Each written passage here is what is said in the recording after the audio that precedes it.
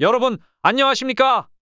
헌법재판소와 국회 소추단이 내란죄 철회를 사전에 논의한 것이 사실이라면 이건 단순한 탄핵 심판 문제가 아닙니다. 대한민국 민주주의의 근본을 뒤흔드는 사건이 될 수 있습니다.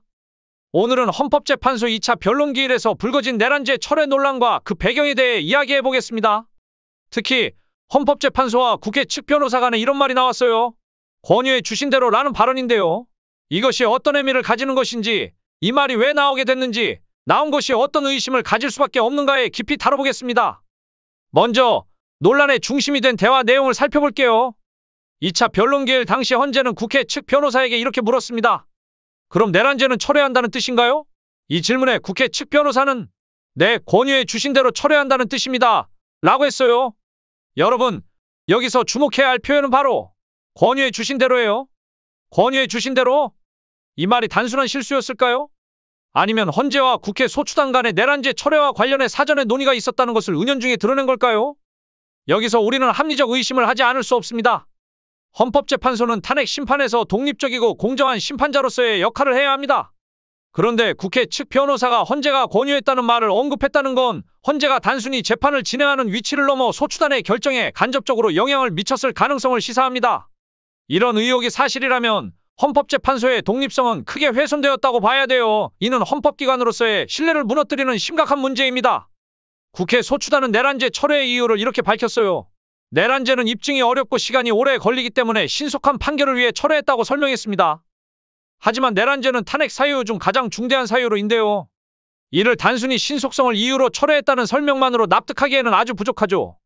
특히 국회 측 변호사가 권유해 주신 대로라고 발언한 상황에서는 국민이 이를 순수한 절차적 결정으로만 받아들이기 정말 어렵지 않겠어요? 이 대화는 국회와 헌재 간의 사전 교감 가능성을 의심하게 하는 정황으로 해석될 수 있습니다.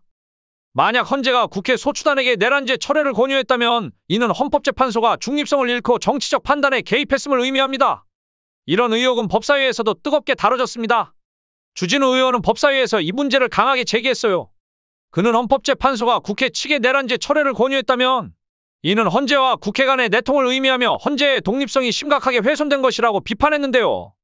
주진우 의원은 국회 측 변호사가 분명히 권유라는 단어를 사용했다.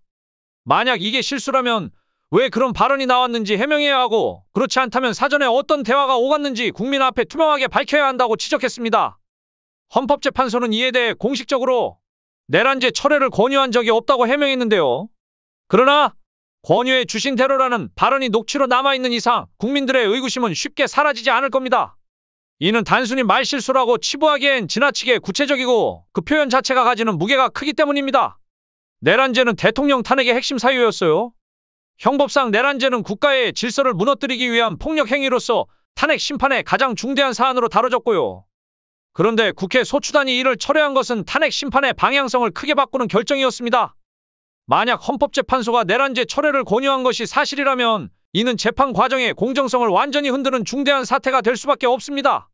여기서 또 다른 의심이 생깁니다. 국회 소추단이 단독으로 이런 결정을 내렸을 가능성이 과연 얼마나 될까요? 내란죄 철회는 단순한 결정이 아닙니다.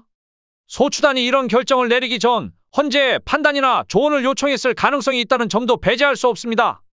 이런 의혹이 사실로 밝혀진다면 헌법재판소는 국민들의 신뢰를 회복하기 어려울 것입니다. 헌재는 헌법과 법치주의의 최후의 보루입니다. 하지만 이번 사건으로 인해 그 독립성과 공정성이 의심받고 있는 상황입니다. 여러분은 이 문제를 어떻게 보십니까? 헌재와 국회 소추단 간의 사전 교감이 있었다는 의혹이 단순한 오해일까요? 아니면 우리가 정말 합리적 의심을 해야 하는 상황일까요? 이런 의혹은 단순히 헌법재판소와 국회 간의 문제가 아니라 우리 민주주의의 근본을 뒤흔들 수 있는 심각한 사안입니다. 끝으로 헌법재판소는 국민 앞에 모든 의혹을 투명하게 밝혀야 합니다. 내란죄 철회라는 중대한 사안이 어떤 배경에서 이루어졌는지 명확히 설명하지 않는다면 이번 탄핵 심판은 정당성을 상실할 가능성이 큽니다. 국민은 헌재의 공정성과 독립성을 지켜보며 신뢰할 권리가 있습니다. 이를 해소할 방안은 딱 하나 있습니다. 국회에서 다시 탄핵 소추부터 하는 것이 답입니다. 그렇지 않으면 민주당이 벌써 행정부를 마비시키고 사법권까지 좌지우지한다는 의심을 피할 수 없을 것입니다. 한마디로 의심받지 않으려면 탄핵소추 무효가 답이란 것이죠. 여러분의 생각을 댓글로 남겨주시고 이 문제에 대해 함께 고민해봅시다. 끝까지 시청해주셔서 감사합니다.